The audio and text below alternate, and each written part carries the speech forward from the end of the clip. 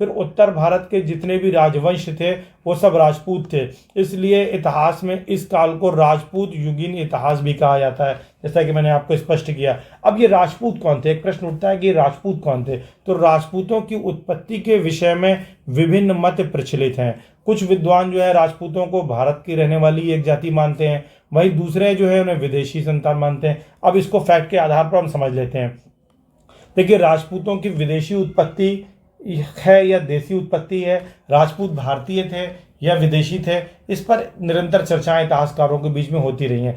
सबसे पहले अगर हम चंद्र बरदाई को देखें, चंद्र बरदाई जो थे पृथ्वीराज चौहान, जिन्हें कि राय पिथौरा के नाम से प्रसिद्ध है, वो उनके दरबारी कवि थे और उन्होंने एक ग्रंथ लिखा पृथ्वीराज रासो। बहुत ही महत्वपूर्ण ग्रंथ है, निरंतर परीक्षाओं में पूछा जाता है। आप में से अधिकतर को ये फैक्ट मालूम है। उन्होंने अपने इस पृथ्वीराज रासो में आबू पर्वत जो कि राजस्थान में है, वहाँ पर बताया कि वशिष्ठ महाराज ने अग्निकुंड से एक अग्निकुंड बनाया, यज्ञ किया और फिर उस यज्ञ के प्रोडक्ट के रूप में जो राजपूतों की उत्पत्ति हुई और इस तरीके से राजपूतों को उन्होंने अग्निकुंड से उत्पन्न बताया। अब इतिहासकार ये मानते हैं कि जो अग्निकुंड का सिद्धांत है वो कहीं ना कहीं इनकी विदेशी उत्पत्ति की ओर इंगित करता है, यानी इंडिकेशन क्या दे रहा है कि ये इनकी विदेशी उत्पत्ति थी और उस विदेशी उत्पत्ति को इंडिजनाइज करने के लिए, स्वदेशी करने के लिए चंद्र बरदाई ने क्या किया, अग्निकुंड का एक सिद्धांत दिया। और चूंकि अग्निकुंड के आधार पर उन्होंने बताया कि यज्ञ हुआ और उस अग्निकुंड से 4 कुल निकले और वो 4 कुल जो थे वो राजपूत कहलाए। तो ये एक चीज़ है। इसी के आधार पर फिर लोगों ने आगे इनके उद्भव को, राजपूतों को उद्भव को अलग अलग जातियों प्रजातियों से जोड़ने का प्रयास किया है। अगर हम अग्निकुंड की बात करें तो बहुत इंपॉर्टेंट है, कई बार मैच करने को आ जाता है, कई बार सीधे सीधे प्रश्न बन जाता है। ये जो अग्निकुंड थे इससे 4 वंश कौन कौन से निकले, तो ध्यान रखिएगा। अग्निकुंड से प्रतिहार निकले। कौन निकले? अग्निकुंड से प्रतिहार निकले, अग्निकुंड से चालुक्य निकले, अग्निकुंड से चौहान निकले, अग्निकुंड से परमार निकले। यानी राजपूतों का जन्म किससे हुआ?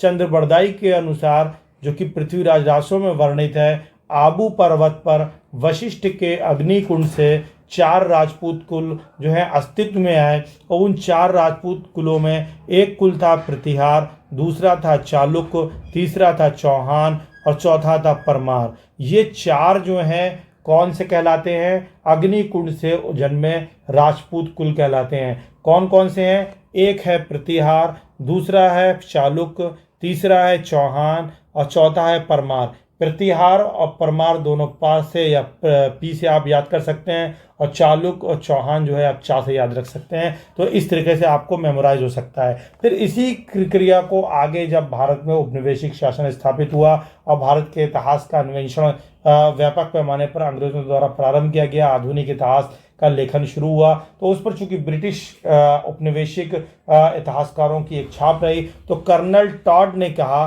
कि राजपूत जो हैं वो शक, कुषाण, हूण जैसी विदेशी जातियों के वंशज थे। क्योंकि भारत पर शकों का आक्रमण हुआ था, कुषाणों का आक्रमण हुआ था, कनिष्क ने भारत पर शासन किया है। हूणों का आक्रमण गुप्त काल के पतन के लिए हूणी में उत्तरदायी माने जाते हैं, कई बार उनके लगातार निरंतर होते रहे। उसके चलते कर्नल टॉड ने कहा कि ये जो शक आए भारत में बस गए, कुषाण आए भारत में बस गए, कुषाणों ने तो भारतीय संस्कृति को अस्वीकार कर लिया, इसी तरह हूण आए भारतीय समाज में घुल मिल गए। तो ये जो शक, कुषाण, हूण, ध्यान रखिएगा ये 3 जातियां, शक, कुषाण, हूण, ये जो विदेशी जातियां हैं, इन्हीं के वंशज कौन थे? राजपूत थे। और ऐसा किसका मानना है? कर्नल टॉड का मानना है। तो अब आपको स्पष्ट हो रहा होगा कि कर्नल टॉड के अनुसार राजपूत जो थे वो शकों के, कुषाणों के, हूणों के वंशज थे। और अगर हम अग्निकुंड सिद्धांत को माने तो प्रतिहार, चालुक्य, चौहान, परमार ये जो हैं अग्निकुंड से जन्मे हैं। आबू पर्वत पर यह अग्निकुंड था, वशिष्ठ ने यज्ञ किया था, जिसके चलते ये 4 कुल राजपूतों के अस्तित्व में आए थे।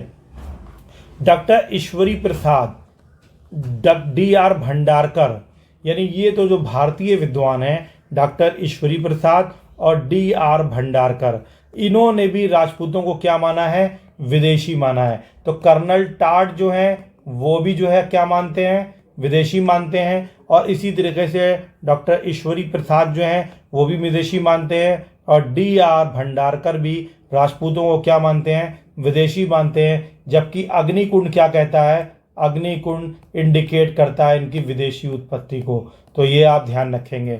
फिर V.D. चट्टोपाध्याय एक महत्वपूर्ण इतिहासकार हुए हैं, प्रसिद्ध इतिहासकार हैं। इन्होंने क्या कहा है कि राजपूत जाति का उद्भव सामाजिक आर्थिक प्रक्रिया का परिणाम था। देखिए, सामाजिक आर्थिक प्रक्रिया का परिणाम था। इनका ये मानना है कि जैसे जैसे कृषि अर्थव्यवस्था का विस्तार होता गया है, नए नए क्षेत्रों को विजित किया जाने लगा, तो फिर उन नए विजित क्षेत्रों में प्रशासनिक व्यवस्था के सुचारू संचालन के लिए कुछ नए लोगों को शासन व्यवस्था में भागीदारी दी गई। फिर उसके चलते धीरे धीरे उन्हें क्षत्रिय मानते हुए फिर राजपूत जाति में उनका एक विकास हुआ। और इस तरीके से सामाजिक आर्थिक प्रक्रिया का ये परिणाम माना जा सकता है। ये किसने कहा है, V.D. चट्टोपाध्याय ने कहा है। तो V.D. चट्टोपाध्याय के अनुसार सामाजिक आर्थिक प्रक्रिया का परिणाम। ईश्वरी प्रसाद विदेशी मानते हैं, D.R. भंडारकर विदेशी मानते हैं, कर्नल टाट शक कुषाण हूड़ का वंशज मानते हैं। क्लियर हो गया होगा। D.H. ओझा बहुत रिनाउंड राजपूत इतिहास पर अगर आप पढ़ रहे हैं और आपने RAS राजस्थान PCS का एग्जाम देते हैं तो आपने D.H. ओझा को जरूर देखा होगा। C.V. वैद, इन दोनों का ये मानना है कि राजपूत जो हैं प्राचीन क्षत्रियों की ही संतान है। यानी पहले दो इतिहासकार आप कह सकते हैं, D.H. ओझा और C.V. वैद, ये राजपूतों की उत्पत्ति जो है प्राचीन क्षत्रियों की ही संतान के रूप में मानते हैं। यानी क्या कहते हैं कि ये भारतीय हैं, मूल रूप से क्या है, भारतीय हैं, क्षत्रिय हैं, अर्थात राजपूत कहीं बाहर से नहीं आए हैं बल्कि भारतीय मूल के ही हैं, भारतीय ही हैं। और प्राचीन क्षत्रिय जो थे, जो बाद में राजवंशों में जिन्होंने स्थापना की, फिर उनके जो वंशज आए वो अपने को उन्होंने किस में एक वर्ग के रूप में संगठित किया। राजपूत कालांतर में यही राजपूत जाति हो गई। ठीक है। फिर हम कनिंघम की बात कर ले, बहुत इंपॉर्टेंट है। कनिंघम ने एक भारत में स्थापना की थी। आप कमेंट करके बताएं किस चीज़ के संस्थापक भारत में रहे। कनिंघम ने राजपूतों को यूची कुषाण जाति का माना है। तो देखिए, कर्नल टाड ने भी क्या कहा है कि कुषाण शक हूड़ इन जातियों के वंशज हैं। लेकिन कनिंघम ने क्या कहा है, सिर्फ कुषाण, यानी कुषाणों का एक नाम जो है यूची भी है, तो यूचियों को क्या कहा है कि ये यूची जाति के हैं राजपूत, कनिंघम ने। स्मिथ का क्या तर्क है, ये भी महत्वपूर्ण इतिहासकार हैं। तो ये कह रहे हैं कि प्राचीन आदिम जातियों गोंड, खरवार, भर जैसी जो जातियां थी उनके वंशज कौन थे, उनके वंशज राजपूत थे।